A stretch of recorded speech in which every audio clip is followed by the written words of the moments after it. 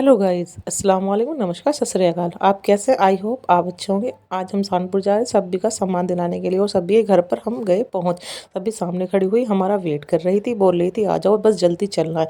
जैसे ही हम बस थोड़ी देर में हम चलने की कोशिश कर रहे थे, इतने में ये हमें शब्बी की भांजी मिल गई। हमने से हेलो हाय किया और इससे बहुत अच्छी प्यारी बच्ची सलाम, सो शो क्यूट।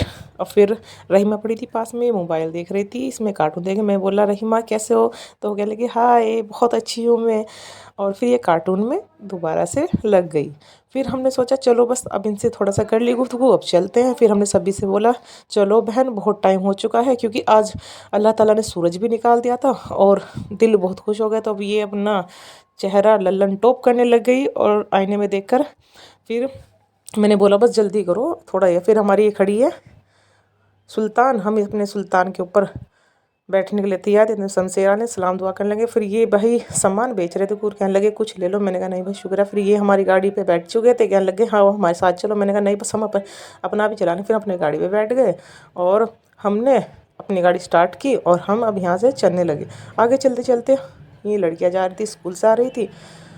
और भाई फिर हम चलने के बाद हमने आगे यहाँ पे एक मेला भरा हुआ देखा। हमारे यहाँ पर मेला भरा हुआ है बहुत, ये हमारे यहाँ पर मौलवी साहब का मेला भरता है उर्स, और ये ऐसा लगता हैगा और इस बार भी लगा हुआ है, बहुत अच्छा भरा हुआ हैगा। ये हमारे गांव की खुशकिस्मती है। और फिर हम यहाँ पर आए, आने के बाद हमने शालू और रोज़ी के लिए हलवा परोठा लेना था। फिर मैंने अपनी सुल्तान को सभी बोलने लगे तुम क्या करोगे यहाँ पे। मैंने कहा नहीं बहन मेरे को यहाँ से हलवा पराठा लेना है और थोड़ी देर तुम इंतज़ार करो। फिर हम चलने लगे आगे, तो ये भैया खड़े हुए थे। ये हमारे साजे भाई है। ये देखिएगा, ये हैंगे भैया, ये हलवा पराठा दे। साजे भाई क्या लगे हमारी वीडियो बन रही क्या। मैंने कहा मेरा भाई खूबसूरत है तो मैं वीडियो क्यों ना बनाऊँ।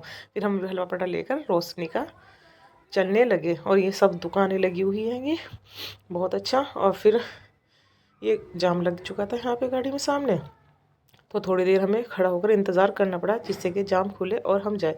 ये भैया जलेबी बेच रहे थे और ये भैया चूड़ी वगैरह बेच रहे थे अपनी। फिर हम चलने लगे, जाते जाते ये गाड़ी फिर रुक गई और हम जाम खुलने का इंतज़ार करने लगे जिससे कि जाम खुले तो हम चले। और ये भैया यहाँ पर समोसे वगैरह बेच रहे थे अपने, और हम जाम खुलने का इंतज़ार करने लगे। ये मेले के झूले लगे हुए हैं जो शाम में चलते हैं, जो रात में बहुत रश होता है और रात में चलते। वैसे अब ठंडी हवा चली हुई है कि इसलिए झूलों में मज़ा नहीं है फ़िलहाल, लेकिन हम तो कभी झूलते ही नहीं हैं क्योंकि हमें अच्छा नहीं लगता है झूले में झूलना।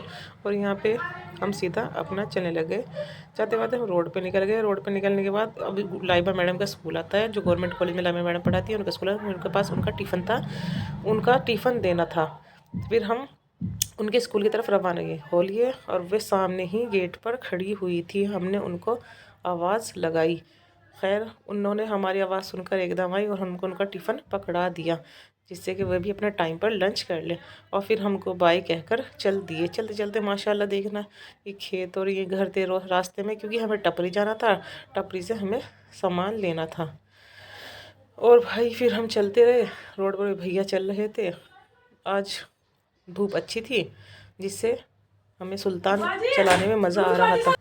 सरसों बहुत बढ़िया खिली हुई थी, पीली पीली हो रही थी। फिर हम मार्केट में पहुँचे। मार्केट पहुँचने के बाद हमने सामान देखा, बहुत सामान था।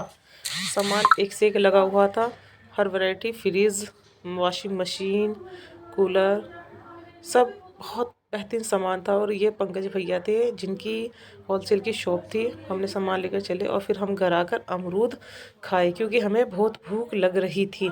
फिर खाने के बाद हमारे मोहल्ले में किसी के घर में आग लग गई थी, वो सिलेंडर फट चुका था।